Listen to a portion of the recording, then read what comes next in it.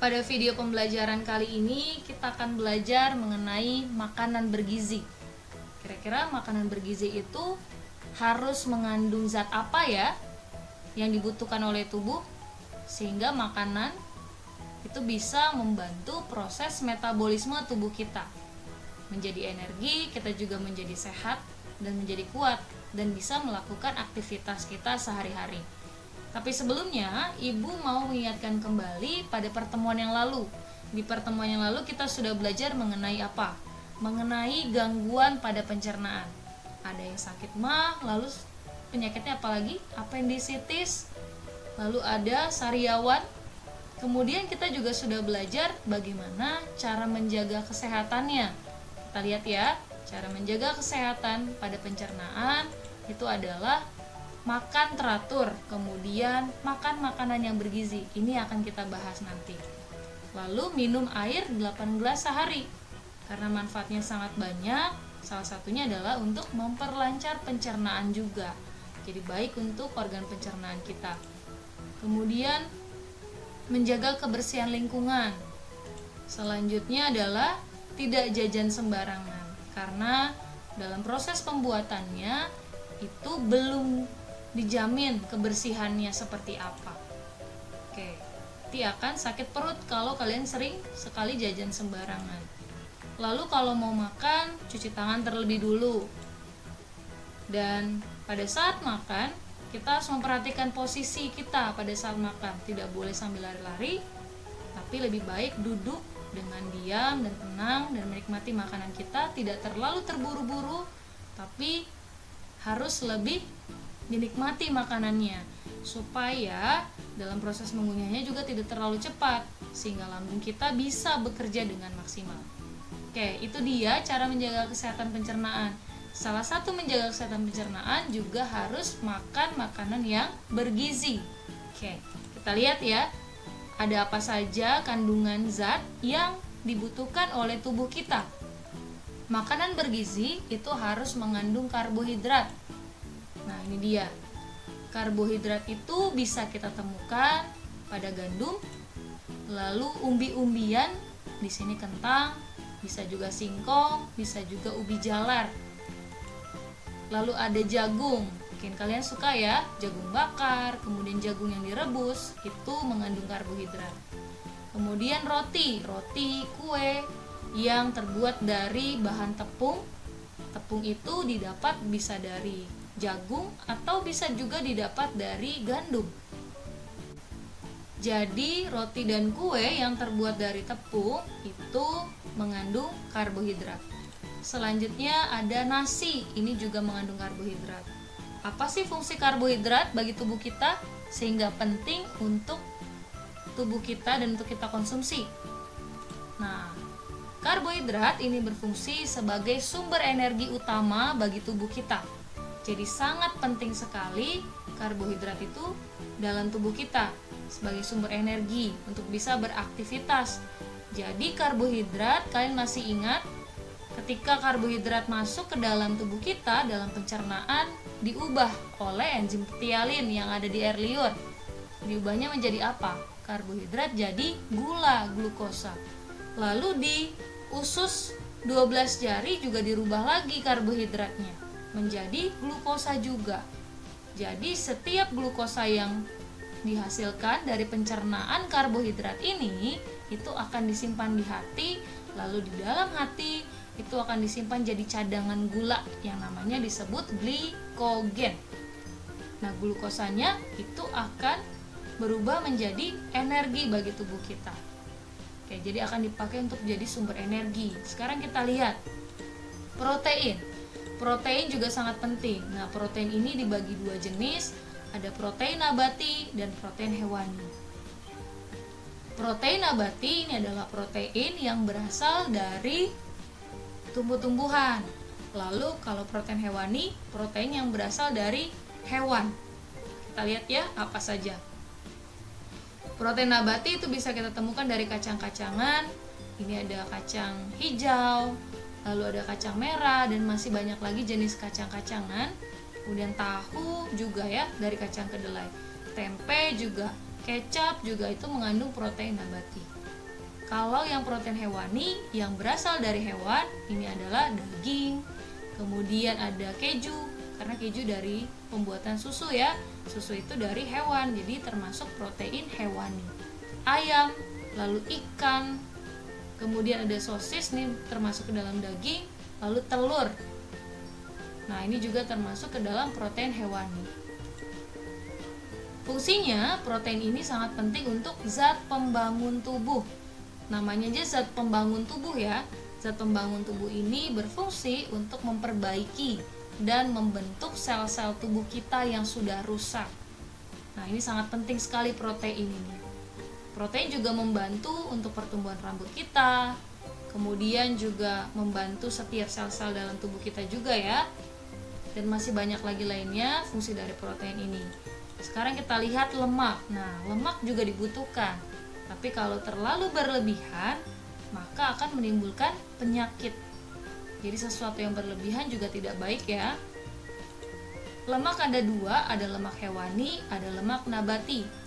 Nah, ini kalau tadi sama ya pengertiannya dengan protein tadi. Kalau lemak hewani berarti ini lemak yang berasal dari hewan. Kalau nabati berarti lemak yang berasal dari tumbuhan. Kita lihat, ini dia. Jadi kalau lemak hewani itu kita temukan di daging, ya, kemudian di susu, di keju, jadi hampir mirip ya dengan yang protein hewani tadi. Kemudian kalau nabati, lemak nabati ini yang ada di dalam tumbuhan itu bisa kita temukan di kacang, kacang-kacangan ya. Kemudian ada di alpukat buah, beberapa buah itu mengandung lemak. Nah, ini dia lemak nabati dan juga lemak hewani. Fungsinya, lemak ini penting sekali untuk cadangan energi. Jadi ketika karbohidratnya sudah dipecah menjadi sumber energi, sudah habis, kalau masih ada cadangan lemak, itu bisa dipakai sebagai cadangan energi. Lemak juga sebagai pelarut vitamin. Nah, ini membantu melarutkan vitamin di dalam tubuh kita. Vitamin apa? Vitamin A, D, E, dan K. Jadi vitamin AD ini, A, D, E, dan K ini kalau mau melarut ya, larut di dalam tubuh kita itu harus dengan bantuan lemak. Jadi sebagai pelarut vitamin A, D, E, K juga. Kemudian lemak juga sebagai bantalan tubuh nih di dalam organ-organ tubuh kita.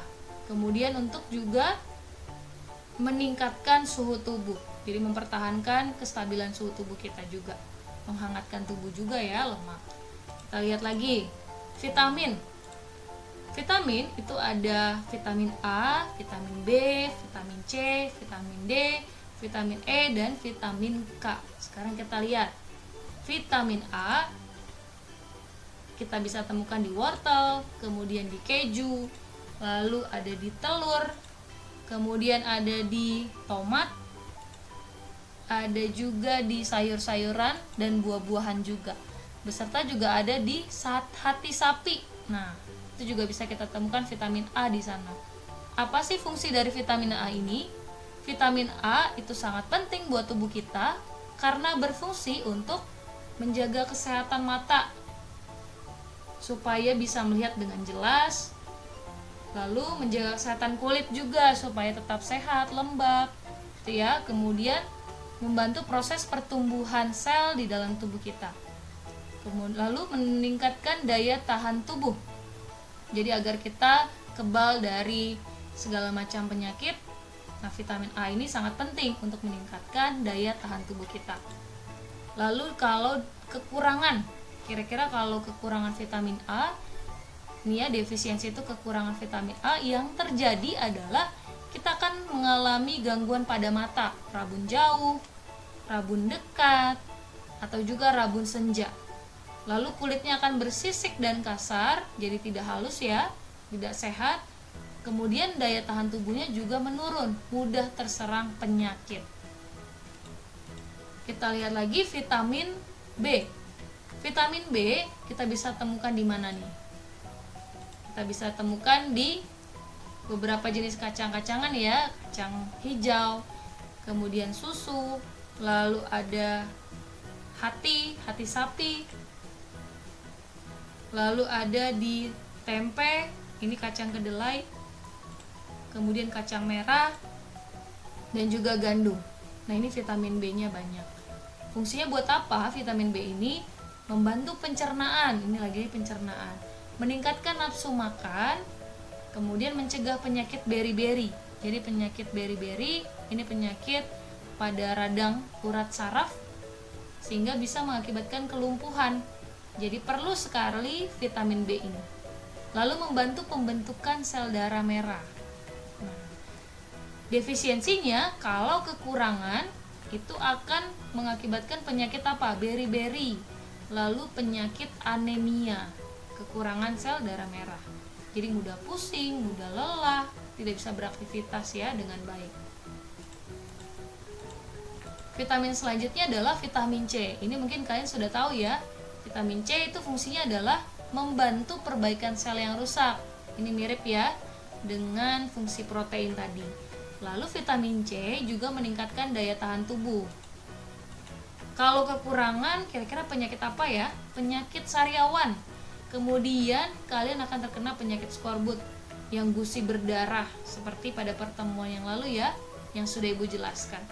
Nah, ini kalau kekurangan vitamin C. Kemudian daya tahannya juga, daya tahan tubuhnya menurun, mudah terserang penyakit. Kita bisa temukan di mana vitamin C? Di buah-buahan, lalu di sayur-sayuran nih.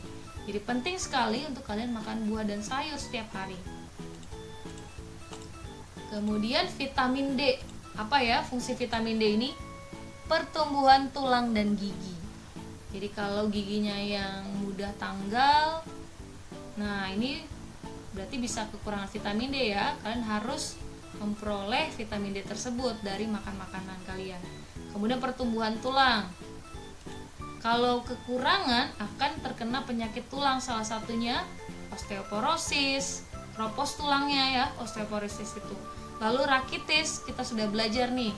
Rakitis berarti tulang yang berbentuk seperti apa? X atau O gitu ya. Kemudian giginya mudah tanggal. Tanggal itu mudah lepas maksudnya seperti itu. Kita bisa temukan di mana? Di susu, lalu kuning telur. Nah, ini sangat banyak sekali vitamin D-nya. Lalu minyak ikan juga baik sekali. Keju juga ini sangat baik sekali ya, mengandung vitamin D. Selanjutnya vitamin E. Kita lihat, vitamin E ini banyak sekali digunakan untuk menjaga kesehatan kulit nih. Selain itu, untuk mencegah kemandulan juga. Kalau kekurangan berarti akan mengalami kemandulan, kemudian penuaan dini. Jadi umurnya masih muda tapi terlihatnya tampak lebih tua. Nah, itu penuaan dini ya. Ini karena kekurangan vitamin E. Lalu kulitnya keriput. Jadi ada keriput di bagian muka, di bagian wajah yang terlihat. Nah, itu kekurangan vitamin E. Padahal usianya masih muda misalnya seperti itu. Vitamin E kita bisa temukan di mana? Di kacang hijau. Lalu di kacang merah juga bisa, ini vitamin E. Di beras merah juga ada vitamin E-nya. Jadi ini sangat mudah ditemukan, kemudian sangat enak juga ya untuk dimakan. Jadi kita harus mengkonsumsi banyak vitamin nih agar tubuh kita tetap sehat. Selanjutnya vitamin K. Nah, vitamin K fungsinya adalah membantu proses pembekuan darah. Jadi kalau kalian luka, kemudian itu akan keluar darah. Jika sulit sekali lukanya tertutup karena proses pembekuan darahnya terhambat, itu bisa kemungkinan kalian kurang vitamin K di dalam darah kalian. Jadi kalau orang yang cukup vitamin K-nya, jika pada saat luka, proses penutupan lukanya akan berlangsung lebih cepat. Itu ya. Kalau kekurangan akan terjadi ini, pendarahannya sulit dihentikan jika terjadi luka. Kemudian jadi lukanya sulit sekali ya, atau lama untuk keringnya atau lama untuk menutupnya. Anemia. Jadi kalau pendarahan sulit dihentikan, berarti akan ada banyak darah yang keluar, akan menyebabkan penyakit anemia, kekurangan sel darah merah. Vitamin K kita bisa temukan di sayur-sayur hijau. Oke. Di bayam juga banyak. Lalu di kangkung juga ada vitamin K. Nah, ini dia makanan-makanan yang bergizi yang mengandung vitamin, karbohidrat, protein, dan juga lemak yang dibutuhkan oleh tubuh kita. Jadi jumlahnya harus cukup, tidak perlu berlebih, tapi yang penting itu sudah terpenuhi dalam tubuh kita. Jadi jangan malas untuk makan sayur dan juga buah ya, karena banyak sekali vitaminnya. Lebih baik kalian dapat vitamin dari sayur dan buah nih. Tadi dari makanan-makanan yang sudah ibu tampilkan, dari susu, telur, daripada kalian harus mengkonsumsi vitamin yang tablet begitu ya. Itu kurang baik, lebih baik dari sayuran, buah, itu lebih alami, jadi lebih sehat kalian. Kita lihat lagi, ternyata tidak hanya vitamin, tidak hanya karbohidrat, protein dan lemak yang dibutuhkan, tapi mineral juga dibutuhkan. Ini mineral ini dibutuhkan dalam jumlah sedikit, tapi tetap harus ada dalam tubuh kita. Apa saja? Kalsium dan fosfor. Nah, kalsium dan fosfor ini fungsinya untuk pembentukan tulang dan gigi yang lebih kuat. Tulangnya kuat, tidak mudah keropos, tidak mudah terkena penyakit tulang. Lalu giginya juga kuat, tidak mudah tanggal, seperti itu ya. Kemudian ada zat besi. Nah, zat besi ini merupakan mineral yang merupakan komponen atau salah satu penyusun dari sel darah merah. Jadi pembentukan sel darah merah juga perlu zat besi. Nah, kalau orang kekurangan zat besi akan terkena penyakit anemia. Oke ya. Lalu yodium. Yodium ini juga sama nih. Ini sangat penting sekali untuk pertumbuhan dan perkembangan tubuh kita. Kalau kita kekurangan yodium, kita akan mengalami penurunan pertumbuhan sehingga tubuh kita menjadi kerdil, menjadi kecil gitu ya. Kemudian salah satunya kalau kekurangan yodium akan mengalami penyakit ini, gondokan. Bagian kelenjar air liurnya ini membesar dan membengkak seperti ini. Inilah penyakit gondokan. Oke. Air. Nah, air juga sangat diperlukan nih untuk minum air. Berapa gelas? 8 gelas sehari. Ini dia manfaat dari mengkonsumsi air 8 gelas sehari. Jadi kalian bisa hitung ya, sudahkah cukup kalian minum air atau belum? Oke, itu dia makanan bergizi yang harus dikonsumsi oleh tubuh kita. Ini dia nih, pedoman gizi seimbang. Jadi kalau di sini, ini dari Kementerian Kesehatan Indonesia, isi piringku ini harus apa? Makanan pokok itu karbohidrat ya, yang mengandung karbohidrat tadi. Nah, ini harus porsinya segini. Lalu sayuran, porsi sayuran dengan makanan pokok hampir sama nih porsinya. Kemudian ada lauk pauk, lalu buah-buahan di sini. Jadi cukup sekali. Kemudian plus minum air, lalu aktivitas fisik, olahraga juga penting. Jangan lupa cuci tangan pakai sabun sebelum makan. Kita lihat lagi di bagian ini. Ini piramida makanannya, gizi seimbang. Kita lihat ya, yang paling banyak di paling bawah ini adalah air. Lalu paling atasnya ini karbohidrat. Kita naik lagi ke tingkat berikutnya, setengah ya, 3-5 porsi di sayur-sayuran, 3-5 porsi juga, ini sama jumlahnya, sayur dan buah sama porsinya. Lalu di atas ini ada lemak ya, jadi lemak, yang lemak nabati ini lemak hewani, atau protein nabati, protein hewani, jadi jumlahnya sama, 2-3 porsi seperti ini. Oke, jadi ini sebagai pedoman gizi seimbang untuk mengecek nih kira-kira kita sudah makan makanannya bergizi atau belum, gizi kita sudah seimbang atau belum.